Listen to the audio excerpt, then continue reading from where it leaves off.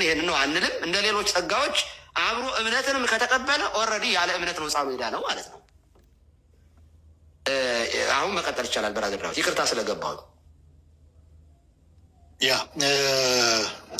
በእኛ በሉትራን አሁን ይሄ የቤተሰቦቹ ሚና በቤተሰቦቹ እምነት ቤተ ክርስቲያን ያላት በዛ ጉዳይ ላይ በሳክራማንት ያላት አንደርስታንድ ይሄ ራይትሊ አድሚኒስትር የማድረግ ሳክራመንትን ዲና ያናደርግን በጣም ወሳኝ ናቸው። የቸርች ማርኮችም ናቸው ሪፎርምዶች እንዳስቀመጡት ማለት ነው። በሪፎርምዶች ደግሞ በምናይበት ሰዓት ይሄ ኮቨናንት ቴዎሎጂን ይቀበላሉ። እኛ እንደ ሉትራን ያንን እኮ ዲና አናደርግም። ቅድም ተናግር ያለው ስናስረዳ የቤተሰቡ እምነት ወሳኝነት አለው። ምክንያቱም ቤተሰቡ እኮ ሕፃኑን ሲያስጠምቅ ልጄ በጥምቀት የሆነ ነገር ያገኝልኛል ብሎ ነው የሚያስጠምቅ። ዳግም ይወለድልኛል፣ የኃጢአትን ስርየት ያገኛል፣ እንደዚህ ይላል ብሎ ነው የሚያምኑ። ያንን የማያምኑማ ሕፃናቶቻቸውን እኮ አያስጠምቁ። ያንን የማያምኑ የሚያምኑ ናቸው። አንድ ነገር ያገኝልኛል በጥምቀቱ ብሎ የሚያምኑ። ስለዚህ የቤተሰቡ እምነት ለዚህ ነው ኢየሱስ ክርስቶስ ቅድም ጠቅሻለሁ፣ ሕፃናት ወደ እኔ ይመጡ ዘንድ አትከልክሏቸው። ወላጅ የመከልከልም የመፍቀድም ኃላፊነቱ ያለው ሕፃናት ላይ ወላጅ ነው። ፈቅዶ ካመጣ እንዴት ነው ወደ እሱ ወደ ጌታ የሚመጡት ሕፃናቶች? ቅድም ብያለሁ፣ በጥምቀት ነው የሚመጡት። ምክንያቱም ጥምቀት ሪጀኔሬት የምናደርግበት ክርስቶስ የምንለብስበት ከክርስቶስ ጋር አንድ የምንሆንበት ነው። በዚህ መንገድ ነው የሚመጡት ሕፃናቶች ወደ ማን? ወደ ክርስቶስ። ግን የሚያመጣቸው ማን ነው ከተባለ ወላጅ ነው። ወላጅ መከልከልም ይችላል። ሕፃኑ ወደ ክርስቶስ እንዳይመጣ መከልከልም ይችላል፣ መፍቀድም ይችላል። ስለዚህ የወላጅ ሚና ቤተ ክርስቲያን ራይትሊ ሳክራመንትን አድሚኒስትር የማድረጓ ጉዳይ ወሳኞች ናቸው። ያንን እንድናደርግ አናደርገውም። የቤተ ክርስቲያን ታሪክ ላይም ስናይ መጽሐፍ ቅዱስ ላይም ስናይ ብዙ የምንጠቅሳቸው እንትኖች አሉ። ይሄንን አሁን እኛ የሆነ ቦታ ላይ ስትሪክት የምትሰጡት ነገር አለ፣ በጣም ትኩረት የምትሰጡት። አሁን እኛ እዚህ ጋር ያንን ዲናይ ሳናደርግ ያንንም ተቀብለን ስትሪክት የምንሰጠው ግን ለምንድን ነው? ቪዚብል በሆነው ኢንስትሩመንት፣ ኤክስተርናል በሆነው ኢንስትሩመንት ኢንቪዚብል የሆነ ግሬስ እንቀበላለን። ኦግስቲን እንዳለው ማለት ነው። በሚታየው ነገር የትኛው? በውሃው ከቃሉ ጋር በተዋሃደው ውሃ፣ ጸጋን በተሞላበት ቃሉ በተዋሃደው ውሃ፣ በዚህ ቅዱስ ውሃ ኢንቪዚብል የሆነ ግሬስን በዛ ውስጥ እግዚአብሔር ይሰጠናል ብለን እናምናለን። ስትሪክት የማድረግ ጉዳይ ነው አንዱ ነገር ላይ ስትሪክት የማድረግ ጉዳይ እንጂ ቤተሰቡ እምነት የሚለው ቸርች ራይትሊ አድሚኒስትር ማድረግ ሳክራመንትን የሚለው እሱን ዲናይ አናደርገውም። ያንን ዲና እያደረግን አይደለም። ጥምቀትን ስናስረዳ እነዚህን ሁሉ ጨምረን ነው ስናስረዳ የነበረው ማለት ነው። የኢያሪዮስን ትዝ ካላችሁ ዶክተር ናውል ሲያስረዳ በኢያሪዮስ አምኖ አንተ እመን ልጅ ትድናለች የሚለውን ሁሉ እየጠቀሰ ነበር ሲያስረዳ የነበረው። ያንን ዲና ያናደርገውም ነው። በዛ ጉዳይ ላይ ያንን ዲና ያድርገ ነው ሳይሆን ስትሪክት እየሰጠን ያለ ነው። ይሄ ቪዚብል የሆነው በሆነው ኢንስትሩመንት ኢንቪዚብል የሆነ ግሬስን እንቀበላለን የሚለው ላይ ስትሪክት ሰጠን ስለምንናገር ነው። ጥሩ እግዚአብሔር ይስጥልኝ ብራዘር ዳዊት። ስለዚህ ሕፃናቱ አንደኛ ከመጠመቃቸው በፊት እምነት የላቸውም ብላችሁ ታምናላችሁ? ሁለተኛ ከተጠመቁ በኋላ በጥምቀት የሚቀበሉት እምነት ምን እንዲያደርግላቸው ነው? ኦኬ ሕፃናቶች አሁን ጥምቀት አሁን ለአዋቂ ኢንስትሩመንት ያስፈልገዋል። ኢንስትሩመንቱ የእግዚአብሔር ቃል ነው። ያንን ነገር በውስጡ ክሬት እንዲያደርግ እግዚአብሔር ማለት ነው። ለሕፃናቶች ግን ጥምቀት ነው። ከዛ በፊት እምነት አላቸው ወይ? ኖ። ምክንያቱም ይሄ እምነት ስጦታ ነው፣ ባለቤትነት አለው ብለናል። ይህንን ነገር በውስጡ ክሬት የሚያደርግ እግዚአብሔር ነው ብለናል። ምክንያቱም በውድቀት ሰው ብዙ ነገር ሉዝ አድርጓል፣ ብዙ ነገር አጥቷል። ያለበት ስቴት ያለበት ደረጃ የቁጣ ልጅ፣ የስጋውን ፍቃድ የሚያደርግ የአየሩን አለቃ ፍቃድ የሚያደርግ ነው ሰው በውድቀት የሆነው ማለት ነው። ስለዚህ ከዛ ስቴት ኦፍ ሲን ውስጥ ወደ ስቴት ኦፍ ግሬስ ውስጥ የሚያገባው ራሱ እግዚአብሔር ብቻ ነው። ይህንን ምን በማድረግ በዛ ኢንስትሩመንት እምነትን በመፍጠር በዛ ኢንስትሩመንት ሪጀኔሬት በማድረግ የኃጢአትን ይቅርታ በመስጠት ከስቴት ኦፍ ሲን ወደ ስቴት ኦፍ ግሬስ እግዚአብሔር ነው የሚያመጣው ብለን ነው። ኦኬ ከተጠመቀ በኋላ ከዛ በኋላ ያለው በዛ እምነት እንዲያድግ በዛ እምነት እንዲኖር ነው ዋናው ዓላማው። ቅድም የጠቀሱት የሚያድን ፌት የሚለውን ነገር በምን እናውቃለን ሲል በኑሮ ነው የሚታወቀው። አንድ ሰው የሚያድን እምነት እንዳለው በኑሮው፣ በምልልሱ፣ በአካሄዱ ነው የሚታወቀው። ክርስቶስን የሚያንጸባርቅ ሰው ነው ወይ ወይስ ቸርች ውስጥ የተቀመጠ ትናንሽ አጋንንት ነው ወይ የሚለውን የሚለየው በኑሮው ነው፣ በምልልሱ ነው የሚለየው። የሚያድን እምነት ስራ አለው። የሚያድን እምነት ያለው ሰው ፍሬ አለው። የሚያድን እምነት ያለው ሰው ምልልስ አለው፣ አካሄድ አለው። ክርስቶስን እየመሰለ ነው የሚሄደው። በዚህ ነው የሚለየው ማለት ነው። እሺ ታዲያ ቅድም ለምሳሌ በእናቴ ጡት ሳለሁ በአንተ ታመንሁ የሚለውን የመጥምቆ ዮሐንስንም ማለት በእናቱ ማኅፀን እያለ እንትን ማለቱን እነዚህን ጥቅሶቹ ለምንድን ነው ብራዘር ዳዊት የጠቀስካቸው? ለምንድን ነው? ምን እንዲሆኑን ነው? ለህፃናቱ ያ የጠቀስነው እምነት እግዚአብሔር የሚሰጠው እግዚአብሔር የሚፈጥረው በአንድ ሰው ውስጥ የሚፈጥረው እንደሆነ ለምን እዛ ቦታ ላይ ሲናገር መዝሙር 22 ቁጥር 9 ላይ በእናቴ ጡት ሳለሁ በአንተ እንድታመን አደረከኝ ነው የሚለው። አደረከኝ። አድራጊው ማን ነው? ራሱ እግዚአብሔር ነው። ያንን ለመጥቀስ ነው ያንን የጠቀስነው። አድራጊው እንዲታመን ያደረገው ማን ነው? ራሱ እግዚአብሔር ነው። አደረከኝ ነው የሚለው። ለተወሰኑ ህፃናት የሚሰጥ እንጂ ዘሆል በህፃናት ላይ ካራክተራይዝ ሆኖ የሚታይ ህፃናቱ ባህሪያቸውን የሚገልጥ የሰውን ልጅ ማንነት ይሄ ሰው የራሱ ባህሪ ያለው የለ ነባቢት፣ ለባዊት፣ ህያዊት ከምትለው ነፍሱ ጋራ የተገናኘ ነገር ሳይሆን ለተወሰኑ ሰዎች የሚሰጣቸው ነው ብዬ ልውሰደው። እንደዚያ ነው። የተወሰነ ሲሉ ከክርስትናው ሴክት ውጭ ያሉትም ህጻናቶችን እነሱን ስለማያጠቃልል ነው። አዎ፣ አይ ማለት ለሁሉም ህጻናት ይሄ ለምሳሌ ህጻናቱ ሴንስ ስሜት በውስጥ ያለ ከእግዚአብሔር ጋራ ከፈጣሪያቸው ጋራ በተፈጥሮ እግዚአብሔር ባወቀ የሚገናኙበት የሚተዋወቁበት ኮኔክት የሚያደርጉበት ባህሪ ያላቸው ብዬ ነው እኔ የማምነው ያንን። ምክንያቱም በዮሐንስ የማየው እሱን ስለሆነ እግዚአብሔር አንደኛ፣ ሁለተኛ ሲፈጠሩ ራሱ ህያውነት በውስጥ አለ በልጆቹ የህያዊነት የነባቢነት ለባዊነት በኋላ እያደገ ይምጣ እንጂ ግን ሰው ሲወለድም ህያው ነፍስ ሆኖ ስለሆነ የሚወለደው ያቺ ህያዊት ነፍስ ደግሞ ከእግዚአብሔር ጋር በእኛ ቋንቋ ላታወራ ትችላለች፣ ግን እግዚአብሔር ባወቀ ግን ህፃናትን ያናግራል ብለን እናምናለን። ዮሐንስን የምናየው ማስረጃ ስንባል ዮሐንስን፣ ማስረጃ ስንባል እነ ዳዊትን ነው የምንጠቅሰው። ማስረጃ ስንባል ተፈጥሮን ነው፣ ባህሪያቸውን፣ ሰው የተፈጠረበትን የሰውን ማንነት በመንገር ነው የምናስረዳው ነው። ሁለተኛ ልጆች እግዚአብሔር ስጦታዎች ናቸው ይላል መጽሐፍ ቅዱስ። እና አሁን ልጆች እግዚአብሔር ስጦታዎች ናቸው ከተባለ የሁሉንም ልጅ ነው። በነገራችን ላይ የሙስሊም ልጅ ቢሆን የሆነ ሰው አይደለም የፈጠራቸው፣ ራሱ ፈጣሪ እኛ የምናምነው ትክክለኛው አምላክ ነው የፈጠራቸው።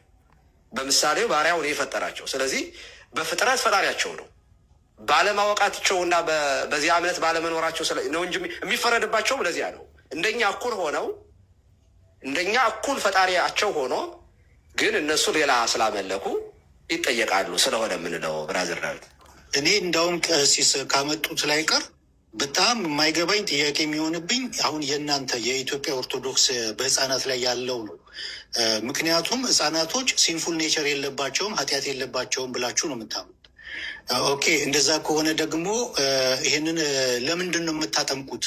ምክንያቱም ህፃኑ ባይጠመቅም ወደ እግዚአብሔር መንግስት መግባት ከቻለ የእግዚአብሔር ልጅ መሆን ከቻለ ከክርስቶስን በቃ ወደ እግዚአብሔር መንግስት መግባት የሚችል ከሆነ ህፃን በመሆኑ ብቻ መግባት ከቻለ አንደኛ ለምንድን ነው የምታጠምቁት? ምክንያቱም ይሄኛው ከኮፕቲክ ኦርቶዶክስ እና አይ ቲንክ ሴሪያል ኦርቶዶክስ እነሱ እንደዛ ስላልሆነ ያስቀመጡት በጽሁፋቸው።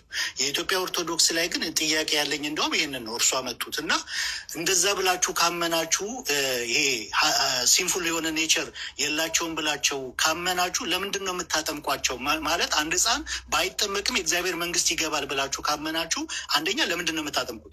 ሁለተኛ ዮሐንስ ወንጌል 3:5 አይጻረርም ወይ? ይሄ አመለካከት ዮሐንስ ወንጌል 3:5 ሰው ከውሃና ከመንፈስ ካልተወለደ በስተቀር ሰው የሚለው ሁሉንም የሚያጠቃልል ስለሆነ ካልተወለደ በስተቀር ወደ እግዚአብሔር መንግስት አይገባም ብሏል እና እንዴት ያልተወለደ ህፃን መግባት ይችላል? ህፃን በመሆኑ ብቻ መግባት ከቻለ እንዴት ነው ታዲያ ጥምቀቱ የሚለውን ነገር ጥያቄ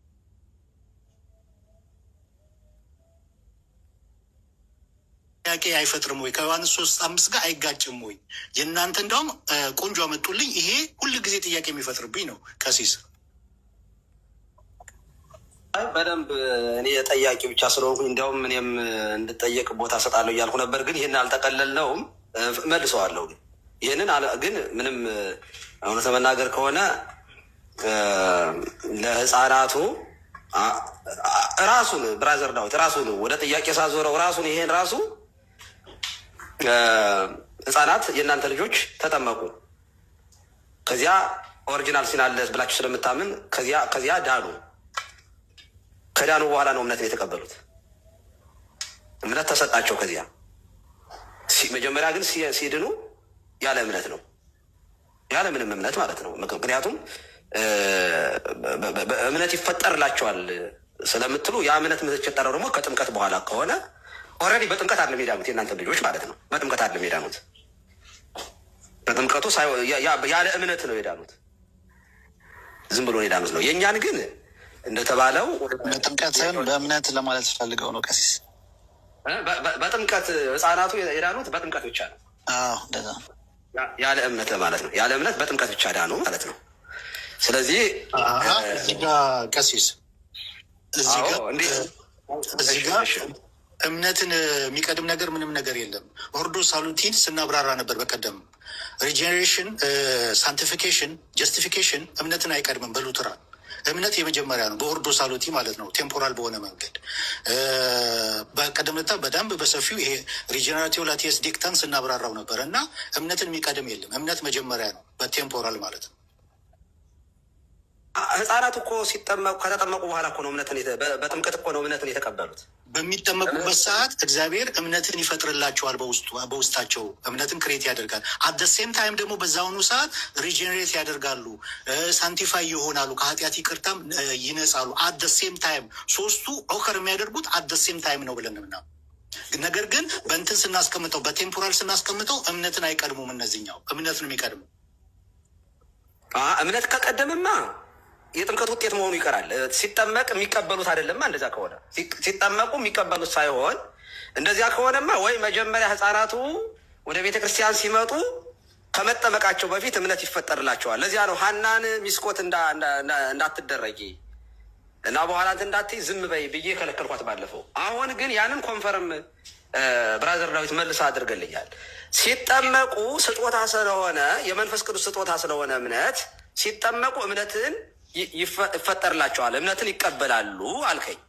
ኦኬ፣ ሲጠመቁ የኃጢአት ስርየት እንደሚቀበሉት ሲጠመቁ ጸጋ መንፈስ ቅዱስ እንደሚቀበሉት የመንፈስ ቅዱስ ስጦታ ደግሞ አንዱ እምነት ስለሆነ እምነትን አብረው የሚቀበሉ ከሆነ ጥምቀቱ መሰረት ይሆንና እምነቱ ውጤት ነው የሚሆነው ማለት ነው። ጣራና ግድግዳ ነው የሚሆነው። ለዚያ ነው እኮ መጀመሪያም ላይ አሁን ይሄ የህፃናት በተለየ ሁኔታ የምናየው ነው። ትልልቆቹ ላይ የምናየው ያምናሉ። መጀመሪያ እሺ እንዳልጠመቅ የሚከለክለኝ ምንድን ነው? ያምናሉ። መጀመሪያ ልባቸው ይነካል። ከዚያ ተጠመቁ፣ ከዚያ ኃጢአት ስርየት ታገኛላችሁ ነው። ያምናሉ። ተጠምቀው የኃጢአታችን ስርየትና ጸጋ መንፈስ ሲቀበሉ ይጠመቃሉ። ከዚያ ይድናሉ። አሁን ግን እዚህ ጋር የምናየው ምን ሆነ ማለት ነው? ኃጢአተኛ ናቸው ህፃናቱ አላቸው። ኦኬ፣ እኛ ህፃናት በተፈጥሯቸው የኔ መልስ ከመመለስ በፊት ኦኬ፣ ይህንን መጀመሪያ በደንብ አብራራ ላይ ብራዘር። እዚህ ጋር አሁን እምነት ውጤት አይደለም። እምነት ኮዝ ነው። ኮዝ እና ኢፌክት የሚባል ነገር አለ በእኛ ቴዎሎጂ። ኮዙ እምነት ነው። ውጤቱ ወይም ደግሞ ኢፌክቱ ምንድን ነው ብለን ስንል ሪጀኔሬሽን ነው። ከዛ በኋላ የምናገኘው ይሄ ጀስቲፊኬሽን መሆን፣ ሳንቲፊኬሽን መሆን፣ እነዛ ኢፌክት ናቸው። ኮዙን ግን የምንሰጠው ለእምነት ነው። ኮዝ ነው። እምነት ኮዝ ነው።